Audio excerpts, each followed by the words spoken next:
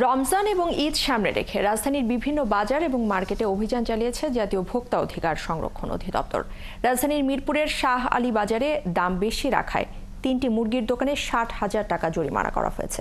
অন্যদিকে গরুর মাংস বিক্রির সময় বেশি মাত্রায় চর্বি এবং হাড় দেয়ায় একটি দোকানে জরিমানা করা হয়েছে 5,000 টাকা। পাশাপাশি সতর্ক করা হয়েছে বেশ কয়েকজন ব্যবসায়ীকেও। নিবিড় সাহার প্রতিবেদনে বিস্তারিত।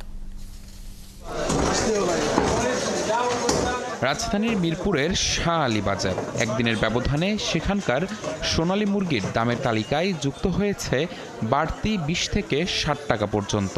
পরে ভোক্তা অধিকার অধিদপ্তর অভিযান চালায় সেখানে। এ সময় ভোক্তা অধিকারের কর্মকর্তাদের প্রশ্নের মুখে একদিনের ব্যবধানে দাম বাড়ানোর কোনো সদুত্তর দিতে পারেনি ব্যবসায়ীরা। এ অপরাধে শাহ আলী বাজারের 3টি মুরগির দোকানে 60,000 টাকা জরিমানা করে ভোক্তা অধিকার অধিদপ্তর। জিজ্ঞেস করলাম যে দাম বাড়ানোর পিছনে কারণ কি, ক্রয় মূল্য বেশি হয়েছে, কিন্তু ক্রয়ের সপক্ষে তাদের কোনো ক্যাশ মেমো নেই। অর্থাৎ ইন্টেনশনালি এই ঈদকে কেন্দ্র করে মূলত তারা দামগুলো বাড়িয়ে দিয়েছে।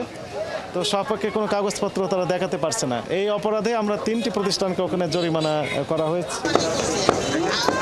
পরে অভিযান চালানো হয় গরুর মাংসের দোকানেও। সেখানেও ভোক্তার হাতে ধরা পড়ে ব্যবসায়ীদের কারসাজি।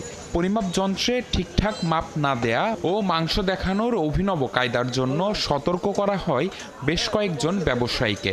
মাংসের সঙ্গে আগে থেকে মজুত করে রাখা চর্বি ও হাড় মিশিয়ে দেওয়ার দায়ে এক ব্যবসায়ীকে 5,000 টাকা জরিমানা করা হয়।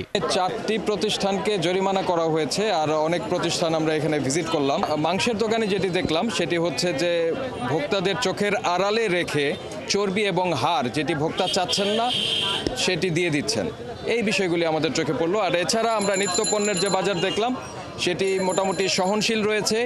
এটি যদি মানে এইভাবেই যদি থাকে তাহলে আমরা বলবো যে এবারের বাজারটি ভালো আছে। এদিন রাজধানীর বিভিন্ন কাঁচা বাজার, ফল বাজার ও বিপণী বিতানে অভিযান চালায় তারা। জানান ঈদের আগ পর্যন্ত চলবে এই অভিযান। নিবিড় সাহা, 71, ঢাকা।